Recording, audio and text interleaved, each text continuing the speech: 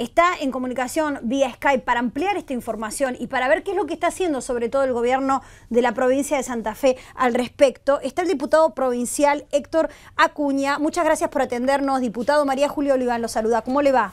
Buenas tardes, gusto de conversar con ustedes. Igualmente. Bueno, diputado, usted ha presentado un pedido de informes porque hay muchas dudas, ¿verdad?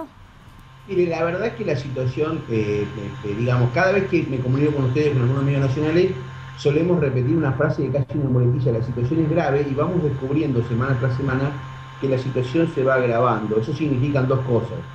Significa que efectivamente en materia de seguridad la situación no se amesetó, sino que ha ido creciendo, y eso demuestra además o desnuda que la política de seguridad del gobierno no ha sido exitosa por distintas razones. Pero además, bien lo plantea usted, nosotros en el año 2012, ya hace un tiempo provincial, casi 2 años, habíamos presentado un pedido de informe y un pedido de informe de insistencia a raíz de la no contestación sobre el uso de celulares en las cárceles de la provincia de Santa Fe. La información, obviamente, que el legislador... Diputado, discúlpeme un segundo porque lo escucho muy bajo. ¿Usted puede acercarse un poquito más al micrófono de la computadora? ¿Ahora me escucho mejor? A ver. A ver, ¿ahora? Sí, ahora sí, ahora sí. Perfecto. Le decía que en el 2012 nosotros presentamos 2 proyectos que tienen que ver con pedidos de comunicación, solicitando al Ejecutivo información sobre el uso de celulares en las unidades carcelarias de la provincia de Santa Fe. Y esto tenía que ver con una reunión que yo mantuve en mi comisión, la Comisión de Seguridad, con algunos guardias cárceles, es decir, empleados del Poder Penitenciario de la provincia de Santa Fe, que aducían que no podían cumplir con su labor como correspondía, porque cada vez que ellos detectaban que un preso se olvidaba el teléfono celular, no porque hubiera requisa dentro del penal, sino por olvido o descuido del recluso, le quitaban el teléfono, o sea, tomaban el teléfono, y la orden de la superioridad es devuélvanselo. ¿Se entiende la gravedad de la situación? Es decir, las propias autoridades del penal, o de los penales, o de algunos penales de la provincia de Santa Fe, obligaban al empleado, al guardia de cárcel, a devolverle el teléfono celular a los detenidos o a los presos. Esto generó que inclusive yo debatiera públicamente con algunos funcionarios de la provincia, que reconocieran que efectivamente sucedía y que a partir de allí se iban a poner a trabajar sobre la situación. Recuerden ustedes que en medio de este caso hubo un fiscal de Bahía Blanca que logró desbaratar una banda que hacía secuestros virtuales en el sur del país. Y por otro lado, habrán sabido ustedes, en Buenos Aires lo deben saber, y lo sabe el resto del país, nosotros en Santa Fe lo sufrimos bastante, los secuestros virtuales que se hacen desde las unidades penitenciarias. Hasta allí la situación de los pedidos de informe, nunca el gobierno contestó, y obviamente el gobierno nunca se responsabilizó de esta situación, porque quien conduce el sistema penitenciario es un director del servicio penitenciario de la provincia de Santa Fe, que es un funcionario político nombrado por el gobierno.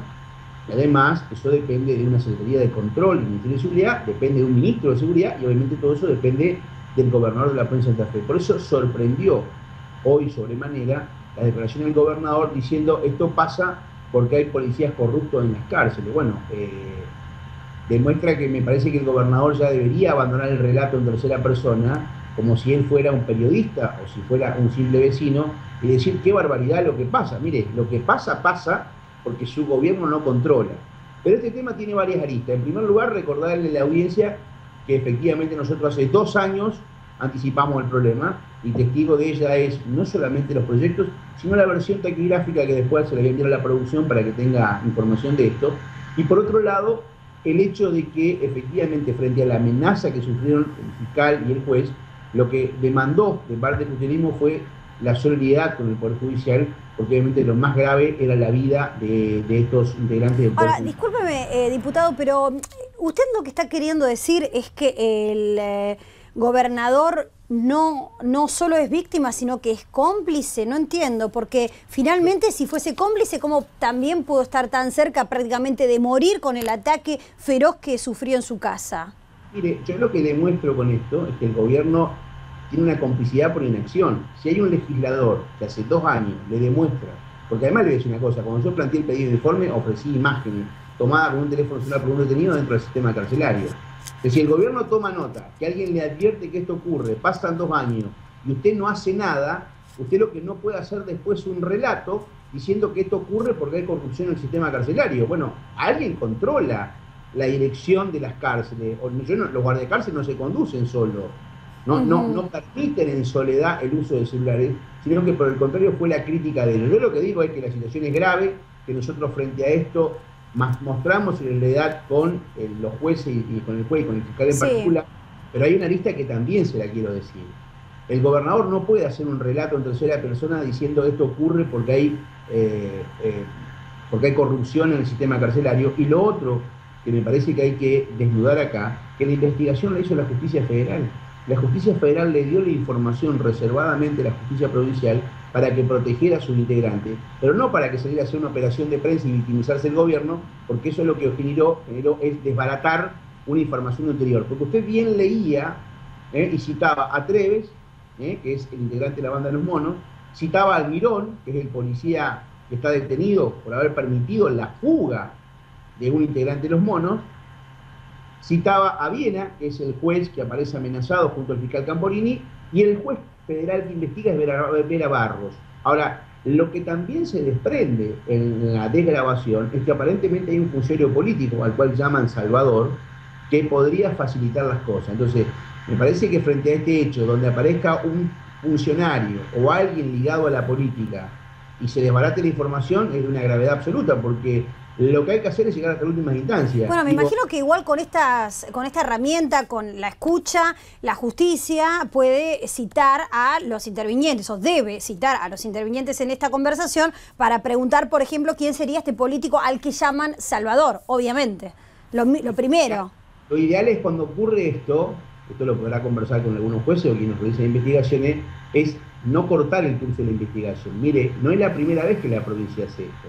Cuando Berni hizo el operativo exitoso que terminó deteniendo al Delfín Zacarías, que era una cocina de envergadura por lo que fabricaba, el gobierno de la provincia advirtió que Zacarías estaba siendo investigado. Digo, cuando uno lo mandan a espiar, lo que no hay que hacer es tocar el timbre. ¿Me entiende la expresión? Sí, digo, claro, pero entonces usted dice que al difundir esta conversación, el gobierno lo que está en realidad lo que está queriendo hacer es manchar la cancha, o sea... Lo que ha hecho el gobierno es anular un proceso de investigación que podría haber sido mucho más fructífero si se mantenía en reserva, cuidando la vida del magistrado, que haberlo informado. Eso está claro. ¿Pero esto es negligencia o complicidad? Eso es lo que no entiendo. De la información que usted maneja. Yo te digo, mire, yo lo que sé, yo tengo que ser objetivo en esto. Yo puedo hablar de negligencia. Si yo tendría que hablar de dolo, tendría que partir el juicio político del gobernador. ¿Se entiende? Digo, yo hablo de negligencia por ser prudente. Lo otro no lo puedo probar. Lo que sí quiero decir es que es una hipocresía absoluta que el gobernador haga un comentario en tercera persona. ¿Se entiende? No puede el gobernador decir, esto sucede porque hay corrupción en las cárceles. Mi querido amigo, ¿quién es el gobierno en la provincia? ¿De quién es responsabilidad el control del sistema penitenciario? Aparte, le voy a decir más, hay un funcionario específico en el área, que es un subsecretario de control del Ministerio de Seguridad. Entonces, señores, si esto sucede es porque alguno de los funcionarios que ustedes tienen fracasa.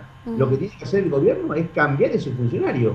Ahora, diputado, en este momento, ¿el narcotráfico tiene más poder que la política en la provincia de Santa Fe? Y la verdad que el narcotráfico y la narcocriminalidad han llegado para quedarse, y esta no es una frase mía, es una frase de la jueza Alejandra Rodena que investiga el caso de Medina. Si usted analiza el Rosario 2 años esta parte, se va a dar cuenta de la cantidad de crímenes violentos que han ocurrido ligados con el narcotráfico. Se va a dar cuenta además de un relato de dirigentes gremiales docentes que desnudan que hay chicos que no van a la escuela porque deciden ser soldados del narcotráfico. Pero mire más, no se quede con la palabra de un legislador que es justicialista. Recurra a él, yo voy a ver cómo se lo digitalizo y se lo envío, al informe que hace una funcionaria del gobierno provincial, que es la defensora de niños, niñas y adolescentes, la doctora Colombo. La doctora Colombo desnuda en el informe que nos traen los legisladores y dice cuál es el flagelo al que están expuestos todos los días los niños, niñas, adolescentes de la provincia de Santa Fe, producto del avance del narcotráfico y producto de la inacción de la provincia en ese aspecto como política pública. O sea, ahora, diputado, debe reconocer también que los delitos de narcotráfico son de jurisdicción nacional, que actúan los jueces federales y que el servicio penitenciario también. Absolutamente. Y fíjese usted que gracias a la intervención de un juez federal se logra poner a salvo la vida de un fiscal y de un juez provincial. Y le voy a decir más. También es cierto que hay competencia nacional, porque no se puede atacar el delito solo de las provincias, y que hay injerencia del gobierno nacional. Nadie está negando las competencias. Ahora, sobre pretexto de que hay competencias nacionales, los gobiernos provinciales que han descuidado su policía y que han producido un relajamiento del poder político sobre la policía, y eso originó foco de corrupción, no pueden justificarse todo el tiempo, como lo hace Vini y lo hace Bonfatti, diciendo que este es un problema nacional, porque me parece que la peor forma de encarar el problema e intentar solucionarlo es no reconocer que uno tiene competencia directa. El control de la policía de la provincia de Santa Fe y el control del territorio de la provincia de Santa Fe es del gobernador. Digo, si no sería un facilismo absoluto. Ahora, ¿usted cree que el gobierno nacional está colaborando con el gobierno de la provincia, que se está trabajando en conjunto? Porque igual no hay manera de solucionar este tema, tampoco solamente con la voluntad y la decisión política provincial. Absolutamente. Por eso quiero poner el acento en la I, quiero marcar el equilibrio. Una cosa sería que el gobierno nacional se desentienda del problema. Tiene injerencia, porque la droga ingresa por la frontera y las fronteras deben ser resguardadas por el gobierno nacional. Esto está claro. Yo no niego las responsabilidades y las competencias. Lo que digo es que cuando usted escucha el relato de Vini y de Bonfatti, por marcar dos referentes importantes, un ex gobernador y un gobernador actual del socialismo en la provincia de Santa Fe, no es justo que digan este es un problema nacional. No, señores, es un problema nacional que repercute en la provincia y que se acelera en la provincia de estos niveles, porque efectivamente ustedes han descuidado el control de la fuerza del orden público. Mire, tenemos un jefe de policía preso por relación con el narcotráfico, defendido hasta el cansancio por Hermes Wiener, y tenemos 3 policías de la Dirección de Delitos Complejos que fueron seleccionados por este gobierno, que también están presos por relación con el narcotráfico. Entonces, me parece que hay un punto en donde se agota la referencia con la nación, allá que le vuelvo a decir, hay responsabilidades, pero está claro que el desmadre que tenemos en la provincia de Santa Fe no tiene que ver solamente con una injerencia nacional, sino que tiene que ver con un fracaso en el control de las políticas públicas de seguridad, dispuesto, organizado y ejecutado por un gobierno provincial. Esto es claro, digamos. Bien. Me parece que este punto hay que marcarlo. Por eso digo, frente al tema, 3 aristas. Primer punto, defendamos, solidaricémonos y apoyemos a los magistrados de la provincia. 1. 2. Dejar en claro que esta investigación la hace la justicia federal, precisamente. 3. La justicia federal le informa y el gobierno de la provincia difunde, aprovechando para victimizarse. Dice, esto nos pasa porque atacamos. Señores, si lo mandan a espiar, no toquen el timbre. 4, lo advertimos desde la oposición hace 2 años. 2 años advertimos esta situación, con pruebas, con filmaciones, con fotos, con documentación y con lugares precisos donde ocurría y cómo ocurría. 5, me parece que es hora que el gobierno entienda que frente a la crisis tiene una parte de responsabilidad. Insisto, los problemas se solucionan primero cuando usted los reconoce y segundo, cuando uno asume la competencia y la parte que le toca. Diputado, muchísimas gracias por esta comunicación con Infobae, muy amable. No, gracias a ustedes. Si después por línea privada me mandan un correo, yo le voy a enviar la versión tecnográfica solo para que ustedes y los oyentes a través de ustedes tengan testimonio fidedigno y real de las pruebas y de la forma en la que planteamos su debido tiempo cada una de estas cuestiones, porque no se trata de un relato de la oposición, sino en todo caso se trata de un relato o de contar las pruebas durante todo este tiempo que fuimos ofreciendo y de todas las cosas que fuimos advirtiendo que lamentablemente fueron ocurriendo producto de esa inacción. Le pido que se quede en línea, que desde la producción van a estar contactándose con usted, así después a través del mail me llega también a mí la información y puedo dar cuenta de ella.